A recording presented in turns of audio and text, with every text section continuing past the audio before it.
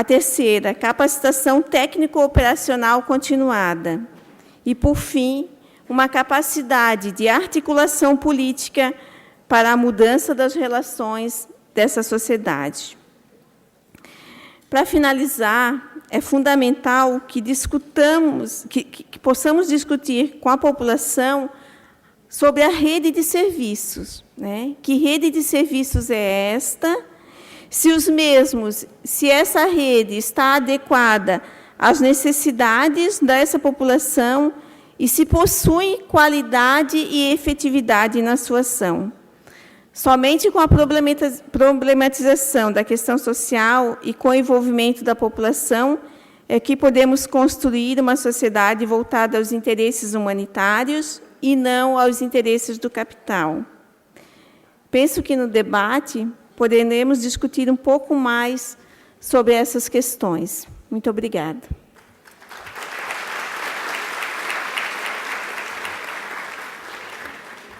E aí, então, nós abrimos para o debate. Quem quiser se inscrever, então, pode se dirigir aqui na frente, com perguntas, colocações. Meu nome é Lívia, sou psicóloga da assistência social. E, para quem me conhece, sabe que eu tenho toda uma trajetória na saúde mental, né? E eu acho que, tentando fazer um link da mesa com as outras mesas do evento, eu acho que até era a proposta do evento mesmo, eu estou aqui me perguntando, eu já tenho uma resposta possível, mas queria jogar para a mesa também, se a gente faz, ou pode fazer, reforma psiquiátrica na assistência social. Né? Porque eu estou tentando o tempo todo analisar a minha trajetória da saúde. E o que eu arrisco dizer para vocês é que eu nunca fiz tanta reforma psiquiátrica como eu faço agora na assistência social dentro de um CRAS.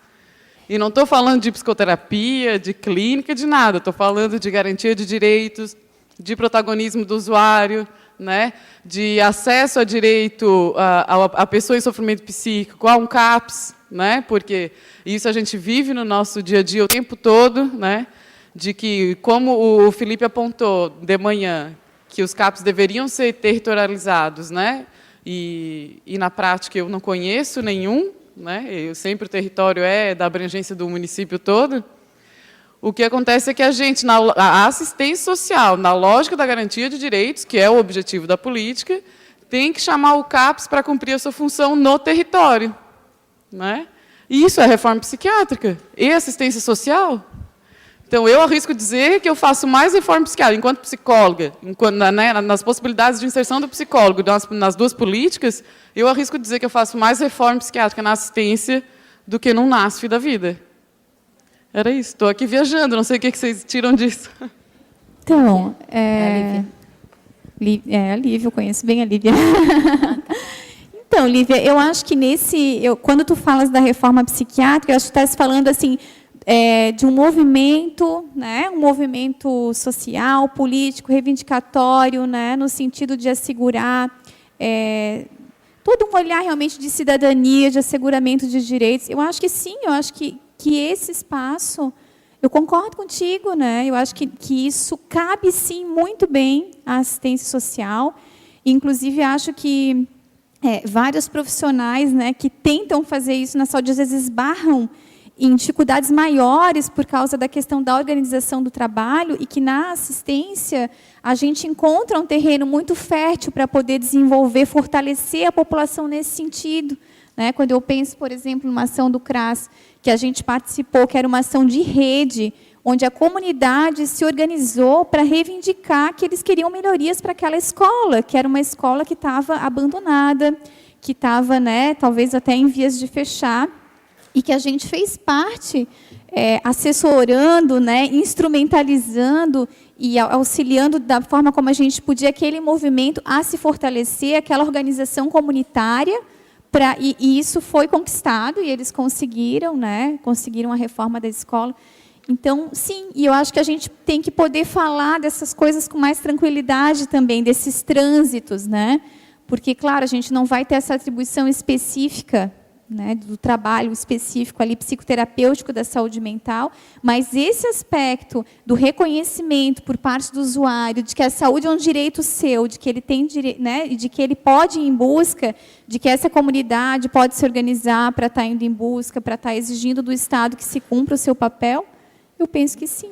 Lívia, eu não consigo ver uma coisa separada da outra, né? Até porque o que a gente trabalha, né, é uma questão do sentido ampliado da seguridade social. Cotidianamente, nós nos deparamos com diferentes formas, né, de sofrimentos psíquicos que não podemos ignorar. Não é porque estamos lá dentro da política de assistência que, enquanto profissionais, não vamos, né, tomar as medidas necessárias, né, e cabíveis, né. Eu acho que chegou um momento de a gente realmente assumir essa questão dos objetivos do Sistema Único, que é a garantia dos direitos, né, e não de ficarmos, porque é uma questão psicossocial, então é uma questão de um sofrimento psíquico, eu vou passar para a saúde, né? Eu acho que, claro, temos os nossos limites e as nossas possibilidades, e temos que ter a clareza delas, mas, com certeza, né, estamos trabalhando todos os princípios que estão assegurados também lá dentro da reforma psiquiátrica. Não tem como separar uma coisa da outra. Esse é o meu entendimento enquanto profissional. Boa tarde a todos e a todas. Meu nome é Maribela Maziero, eu sou psicóloga no município de São João do Oeste. Temos 6.200 habitantes e eu entrei em conflito aqui com algumas das opiniões da Magali. Não sei se é porque eu não sou assistente social, mas de uma forma muito positiva todo esse andar da política pública da assistência social. No nosso município, eu também compartilho a opinião da colega, que anteriormente eu atuei 1 ano num outro município, na saúde pública, e hoje eu me sinto promovendo muito mais saúde mental do que anteriormente. Pela questão de nós termos, eu entendo que, sendo da política da assistência social, posso estar equivocada, mas a minha opinião é essa, uma visão bem mais abrangente do ser humano. E eu aproveito para perguntar para a Magali essa questão que eu vejo como avanço, não sei se é uma opinião sua ou do serviço social, da questão das transferências de renda serem migalhas. Então, eu gostaria de saber, assim, na sua opinião, o que falta, o que precisa avançar para deixarem de ser migalhas? Primeiramente, eu vejo que, para deixar de ser migalha, já tem que mudar o valor, tá? Porque uma família que recebe do Bolsa Família, no máximo, né, agora houveram algumas alterações, mas a média daquela família de extrema pobreza, que a renda per capita dela é inferior a R$70, ela vai receber R$360 mês, né? Uma família com um casal e mais 5 crianças, né? Com R$360 não tem como manter nem mesmo a alimentação, quanto mais se pensar em vestuário, transporte, né? Então, eu acho que, quando eu cito a questão da migalha, é nesse sentido, que não é algo que o que nós temos que ter clareza é, se nós queremos transferir renda, nós temos que transferir uma renda que realmente retire a família daquela superação da pobreza, né? Hoje, simplesmente passado uma renda, eu acho que aqui nós temos outros assistentes sociais também que trabalham com essa questão, que ela é insuficiente para tirar dessa condição. Tá? Concordo com você que, com relação ao Sistema Único de Assistência Social, tivemos vários avanços, né? Temos muitas conquistas ainda, mas o que está sendo colocado hoje, infelizmente, e por isso que eu analiso como um retrocesso, é a focalização somente nessa transferência de renda que ela é irrisória, ela não consegue atender a necessidade básica, vamos colocar aqui, somente a alimentação daquela família. Sim, ó, eu trabalho no HCTP, no Hospital de Custódia, e é comum a pessoa cumpriu a medida de segurança, ela retorna para a comunidade dela. Nessa comunidade, o juiz determinou que ela tem que frequentar o CAPS. Então, ela frequenta, mas chega no momento que ele entra em crise. O CAPS faz tudo o que pode, leva até o medicamento injetável em casa, e ele não aceita mais nenhum medicamento injetável. Só resta hospitalizar. No caso, é muito o que nós assim encontramos mais, o maior apoio é o IPQ. Só que assim, é outra dificuldade. O próprio CAPS assim, procura para o caso do transporte até o IPQ. Aí chama a polícia militar, também diz que não, tem que ser uma outra pessoa que tem que levar. Aí, infelizmente, é utilizado a internação compulsória por falta de apoio na rede de serviço. Aí só resta a compulsória, né, ou o retorno para o hospital de custódia.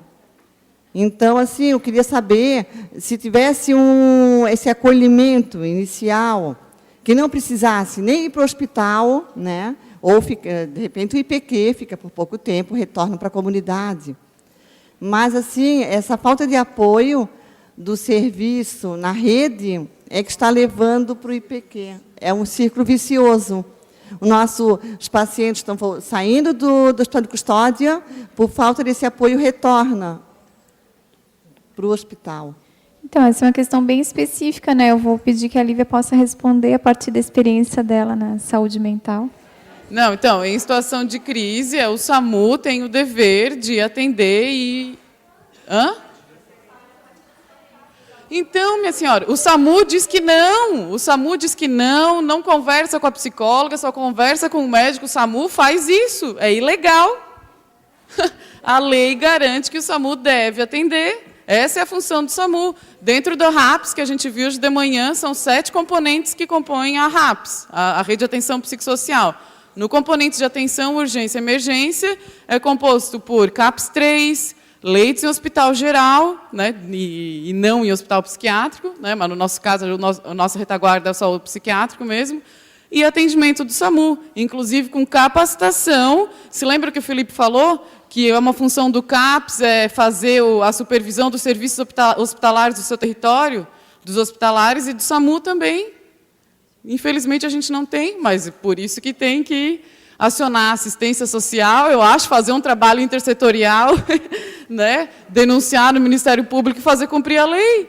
Sim, eu acho que esse é um ótimo exemplo, né, do nosso trabalho, do que a gente tem pela frente na política de assistência social e, em especial, os CRAS, né, as equipes do PAIF, que acho que tem essa função de poder identificar também, junto às comunidades, de cobrar os direitos e de poder viabilizar que a lei seja cumprida, né, como a Lívia colocou. Só complementar aqui. Com certeza. Então, assim, acho que a Lívia falou, só queria reforçar a importância de conversar. Essa intersetorialidade começa também, é um jogo, né? Às vezes é responsabilidade do SAMU, mas o SAMU às vezes também não sabe como fazer, né?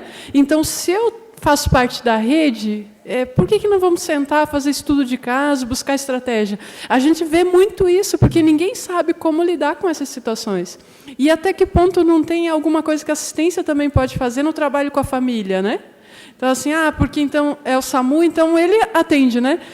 Eu participei de uma oficina do SUAS, não tirando a responsabilidade do SAMU, tá? Se eles não estão capacitados, têm que ser capacitados e tudo mais.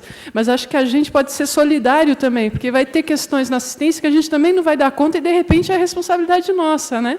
Então, se a gente tiver um pouco de humildade, abrir... Porque é aí que entra a questão de definir papéis, de conversar, de buscar junto estratégia, né? Participei de uma oficina do SUAS com o Joari, de São Paulo, e foi interessante que ele deu o exemplo que eles falam que no SUAS a intersetorialidade é assim, é uma rede de vôlei e as políticas públicas é arremessando o usuário de um lado para o outro, né?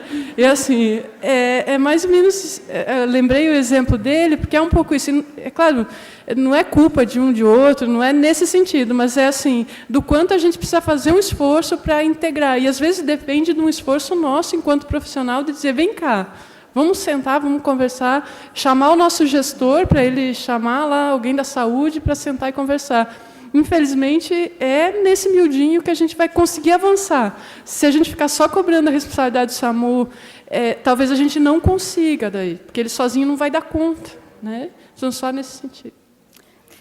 Só para complementar o que as meninas falaram, né, a importância que a gente tem que ter da clareza do nosso trabalho enquanto profissional, dos nossos limites e as nossas possibilidades, porque assim, ó, esse exemplo que a Andréia traz é aquela coisa, um fica empurrando para o outro, né? Na maioria das vezes, não é porque o SAMU não quer resolver, não é porque o CAPES não quer resolver, porque quais são as condições de trabalho que esses profissionais têm para resolver essa situação. Acho que isso que a gente tem que analisar, e daí, sim, cobrar daqueles que têm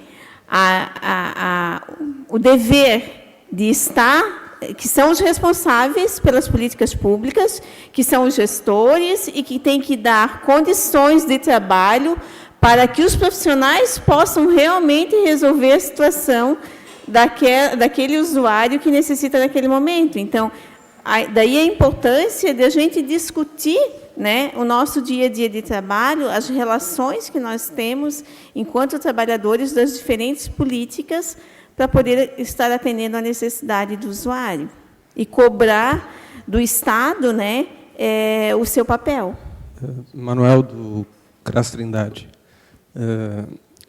Me parece que tem uma dimensão histórica aí que a gente está com pouca visibilidade, né? Essa questão do acesso à alimentação como um direito social, ela está colocada anterior à própria Constituição de 88. Era todo um movimento político de saída da ditadura que via esse espaço como um espaço de construção de política e de um outro projeto de nação, né?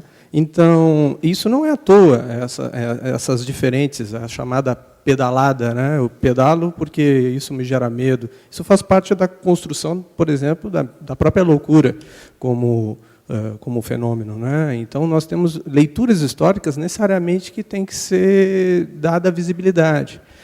Também no que se refere à questão de que não é à toa que o assistencialismo ainda funciona, porque ele está ligado ao patrimonialismo, que tem algumas expressões que são históricas, da questão da inversão do público pelo privado, que acabam, por exemplo, ontem teve o representante do Ministério Público que acabou cobrando algumas questões da política pública no que se refere aos trabalhadores. Mas os trabalhadores, em muitos, são, e daí eu concordo com a Magali, quando fala, é Magali, né? Quando ela expõe a questão das condições de trabalho, o investimento da política pública e tal.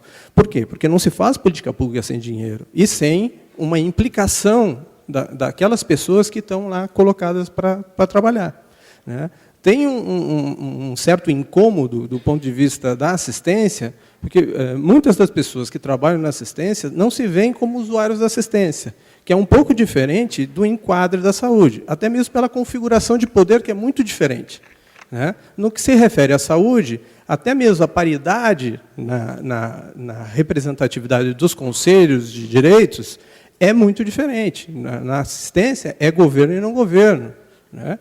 Então, essas configurações de poder, esse campo de configuração política, ele diz muito da potencialidade ou não de efetivamente realizar o trabalho necessário a fazer, né? Então, essa questão da territorialidade ou não ir para a territorialidade tem uma questão desse tipo de atravessamento, do turnover das equipes, do baixo salário e tal, mas não pode se colocar como uma justificativa de não implicação e de pedalagem, né? O Eduardo Mourão Vasconcelos traz isso muito bem naquele Serviço Social e Saúde Mental, né? Em que a expressão, né, não é meramente uma falta de capacitação, porque em Porto Alegre o SAMU era capacitado e se negava a fazer principalmente para a população de rua, porque se referia à questão do estigma colocado àquela população e também aos trabalhadores que trabalhavam com aquela população e que queriam fazer a garantia de direitos. Então, o enfrentamento era direto, era corporal, e a compensação se dava pelo corpo dos trabalhadores. Então, isso não é novo, né? Isso é histórico. Boa tarde à mesa, boa tarde a todos. Me chamo